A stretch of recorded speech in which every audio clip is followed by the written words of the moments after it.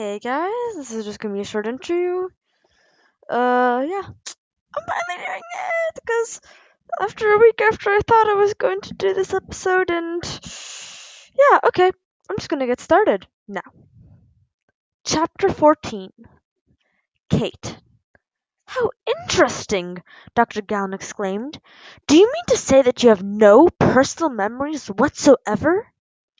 Derek repeated the now familiar litany of events which began with his waking in the survival capsule, partly because he was growing weary of the tale himself, and partly to minimize questions. He glossed over some of the details, including the fact that the raider had been crewed by aliens. I'll have to amend your chart to reflect this state of retrograde amnesia, when Dr. Gowns said when Derek was through. This is a much more fascinating problem than your other injuries. As a matter of fact, amnesia is a hobby of mine. What do you mean, a hobby? Perhaps I should say specialty. That does not convey the deep intellectual satisfaction it gives me. How many cases have you treated? You'll be my first, Dr. Gowan said. I am tremendously pleased by the opportunity. Your first? Derek said, incredulous. How can you call yourself a specialist then? And what do you mean saying that you're fascinated or pleased? You're not programmed to experience emotion. Strictly speaking, that is correct, Dr. Gowan agreed. But the concept of losing one's sense of identity has always created the kind of positive post-ironic state which I associate with the term fascination. You see, due to the memory structure of the post-ironic brain, it's quite impossible for a robot to forget anything, least of all its own identity. Amnesia represents a state for which robot experience offers no analogue. The lure of the unknown. Diagnostic robots such as myself are constructed with a reinforced curiosity integral, Dr. Gowan said. Perhaps that is a contributing factor. Derek felt as though he were being lectured in his own specialty. But post-ironic brains go south all the time, he protested. They're vulnerable to hard radiation, to glitches in the power supply. Lots of things can go wrong. That is correct, Derek. But those conditions you describe would result in mental shutdown, and in some instances, the complete destruction of the post-ironic brain. However, humans are frequently able to continue to function if such a major system failure. That is what I find fascinating. Beyond that, I believe that robots have much to contribute to the investigation of human brain function, including memory defects. Why is that? I note that many human philosophers have recognized that the search for self-knowledge is the hardest search of all. It is extremely difficult for the human brain to contemplate and analyze the human brain. Its limitations make it impossible to see its limitations. Jarek found himself in agreement with the robot. The only thing a camera can't see is itself. The only thing a ruler can't measure is itself. Quite. Questions of human brain functions have therefore been the slowest yields to investigation by human researchers.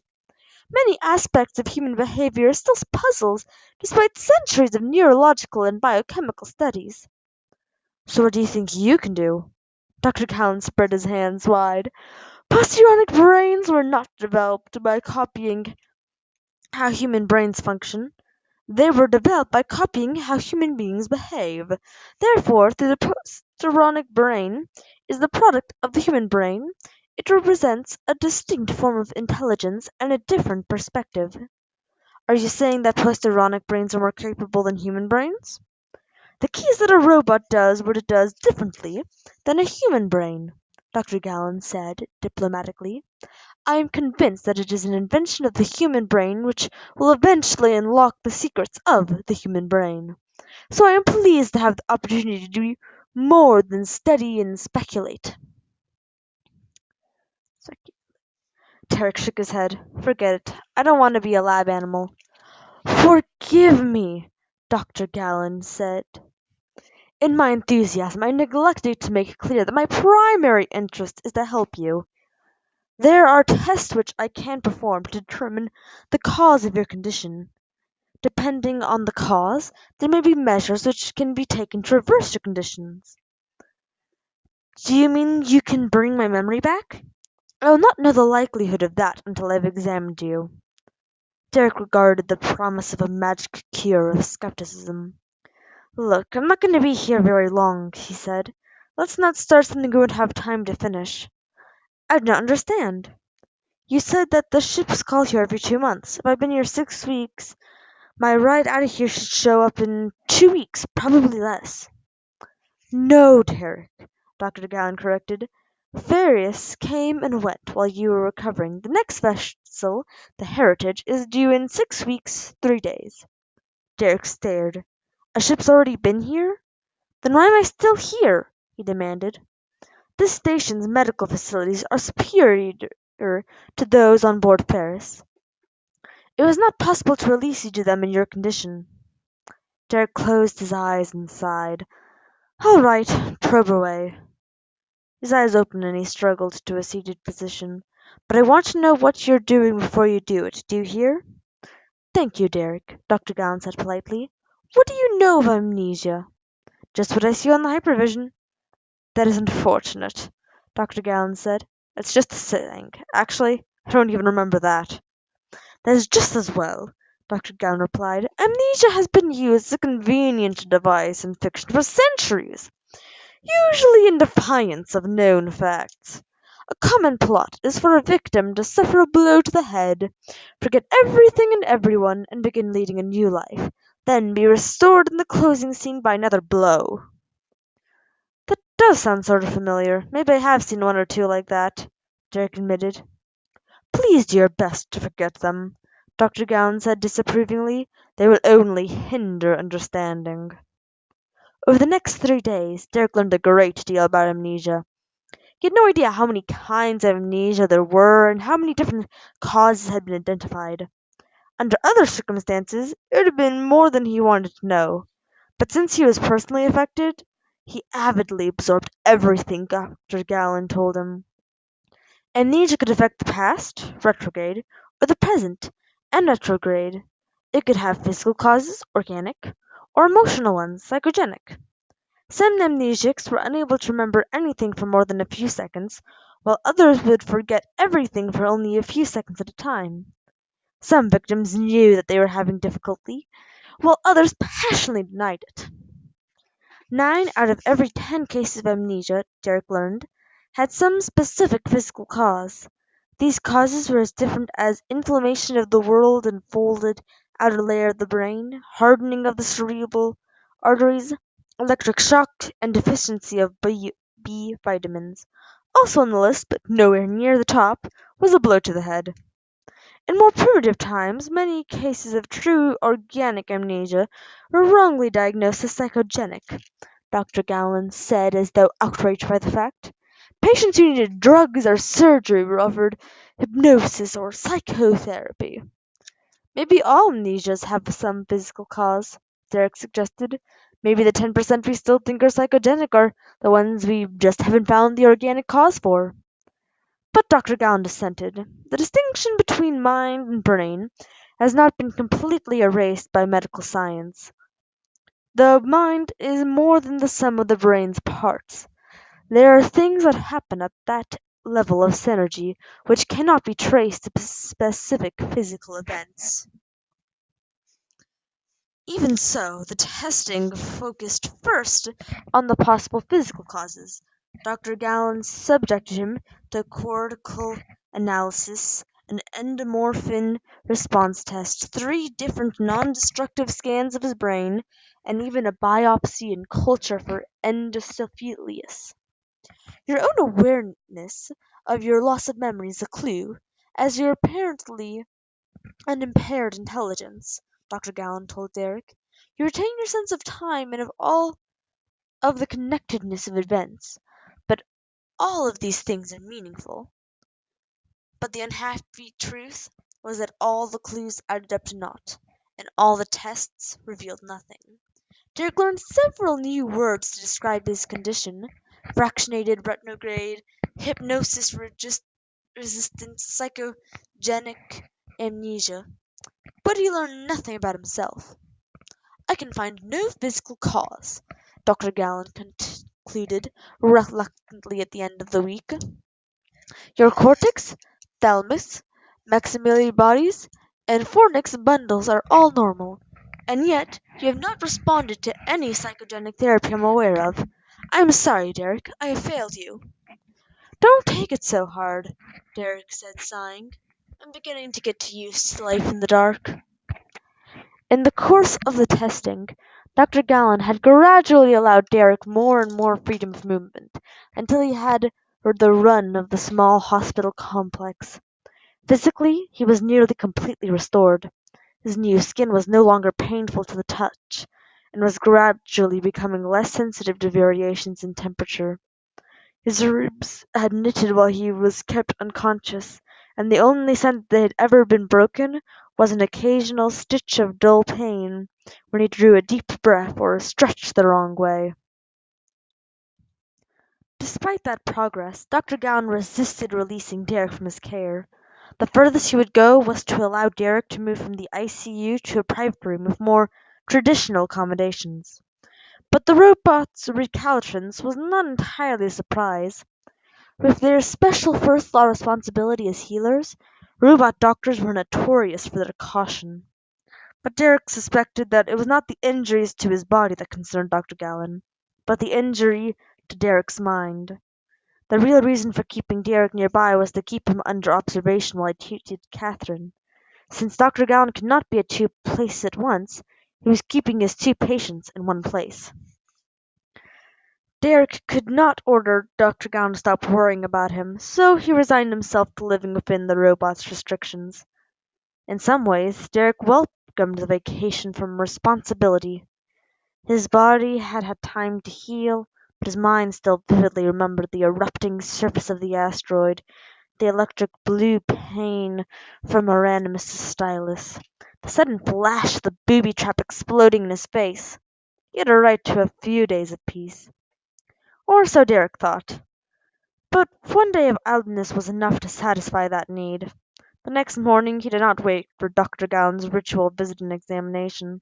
He went looking for the robot himself. He found himself standing at the biomedical monitor at the foot of Catherine's bed at the ICU. "Good morning, Derek," the robot said. "I'm sorry that I was delayed. How are you feeling today?" "Restless," Derek said. "I'm ready to get back to normal life." "But you are in a fugue state of an anosectic episode," Dr. Gowon said. "A normal life is not possible for you now." "I'll settle for the substitute at hand," Derek said. "Can't just sit around here hoping my memory will come back.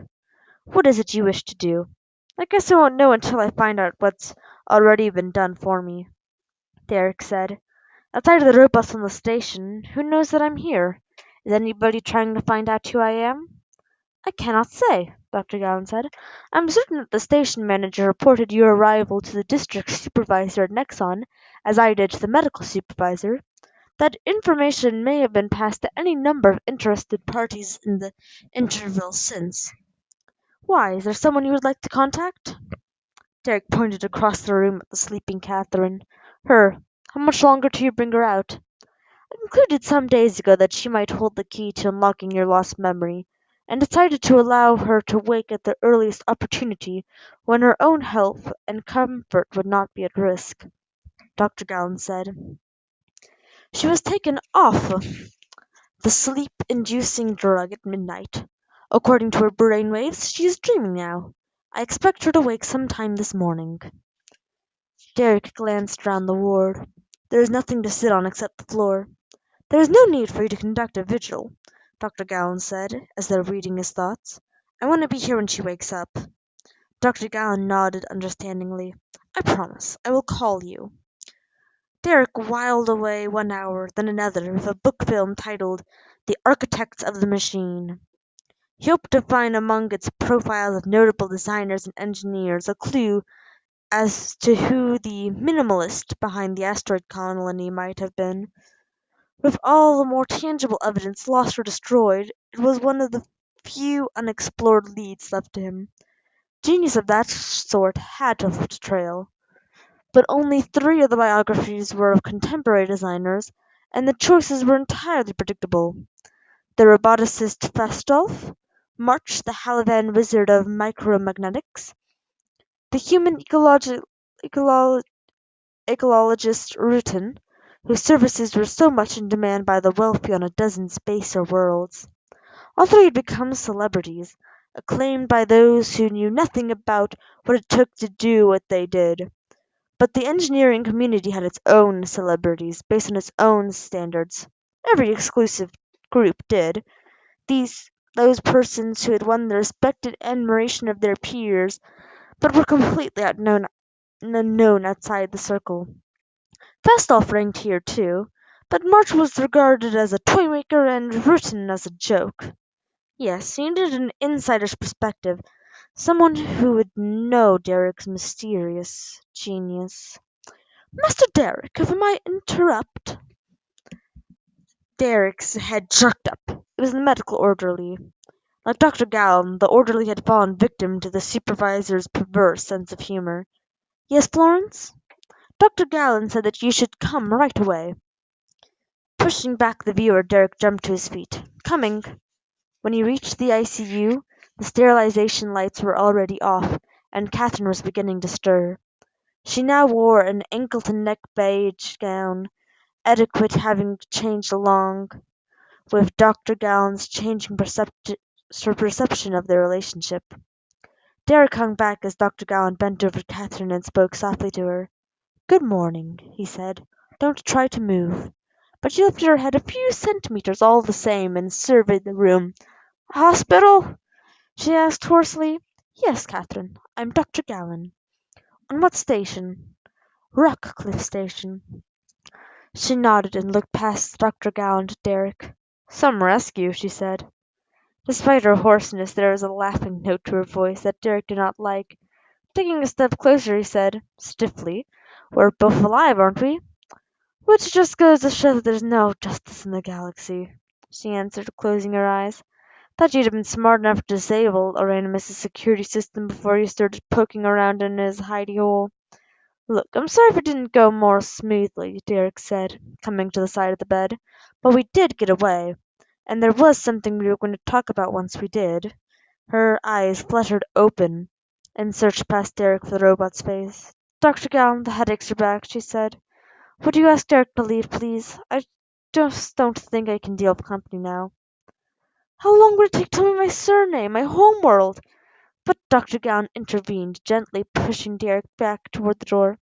"I understand your impatience, Derek, but I must consider Catherine's health too.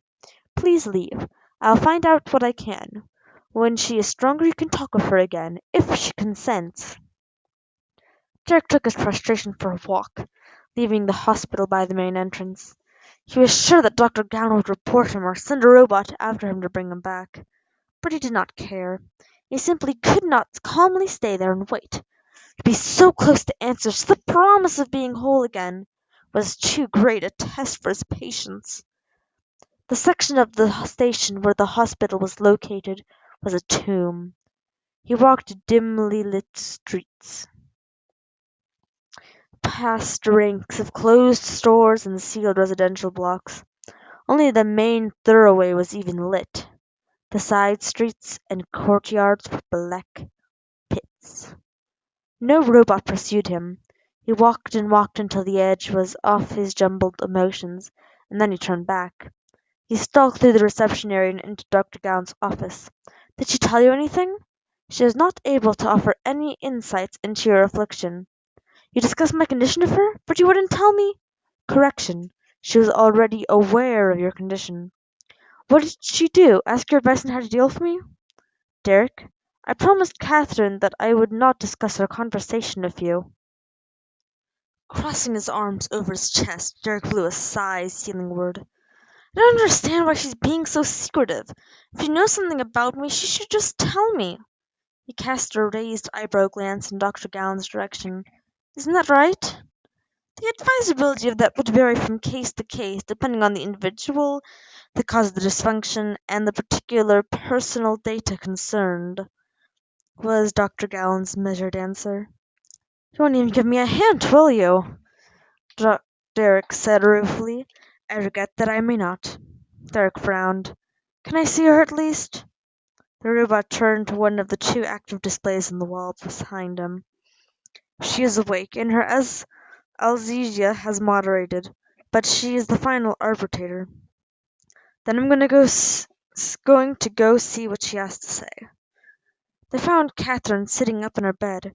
"I was hoping someone would come see me," she said with a smile. "You left me some good reasons to," Derek said, scanning the room fruitlessly for a chair to move beside the bed. Her face clouded over.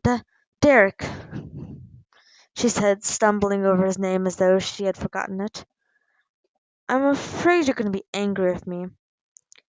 We have a lot of ground to make up together. All the things that happened on the ship. I don't think we should start with the little I know about you." The look that Derek shot at Dr. Gowan was black and poisonous. "What is this? What did you tell her? I thought you were trying to help." "I cannot do otherwise," the robot said calmly. The truth of that slowed Derek's rush to anger. He turned back to Catherine and said, "So you're going to keep secrets from me?" She shook her head. "Derek, let's say you're the president of New Liberty." "New Liberty has a council-manager government," Derek interrupted. "It doesn't matter. Let's say you're the president of New Liberty and lost your memory.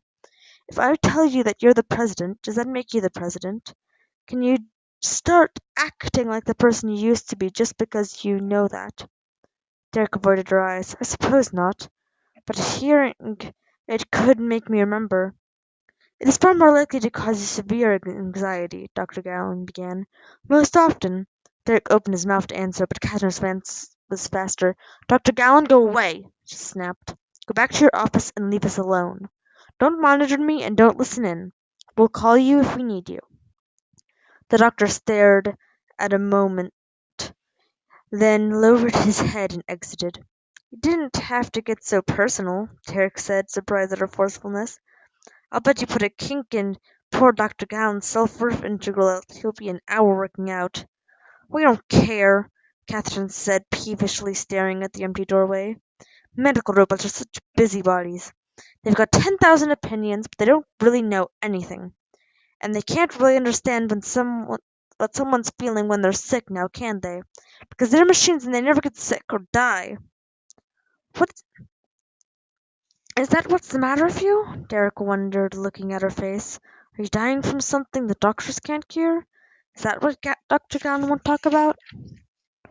Before he could find the courage to ask her aloud, she looked toward him and patted the bed beside her.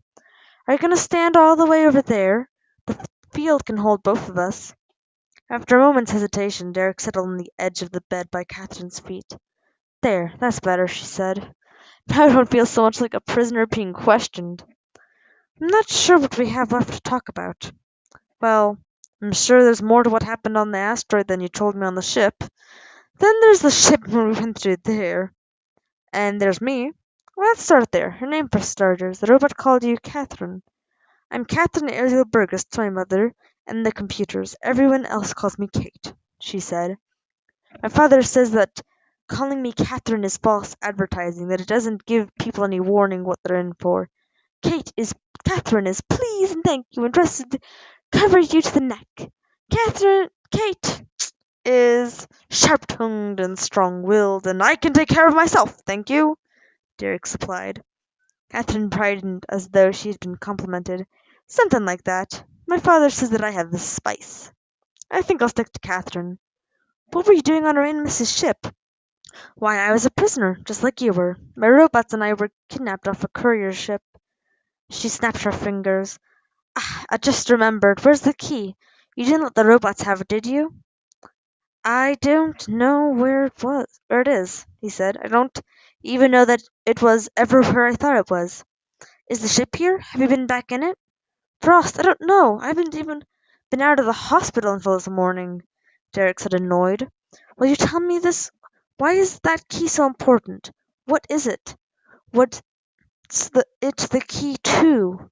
"I don't know," Catherine said soberly. "I only know that a randomist thought it was worth anything to get." "Wait, I thought you said the key was your property.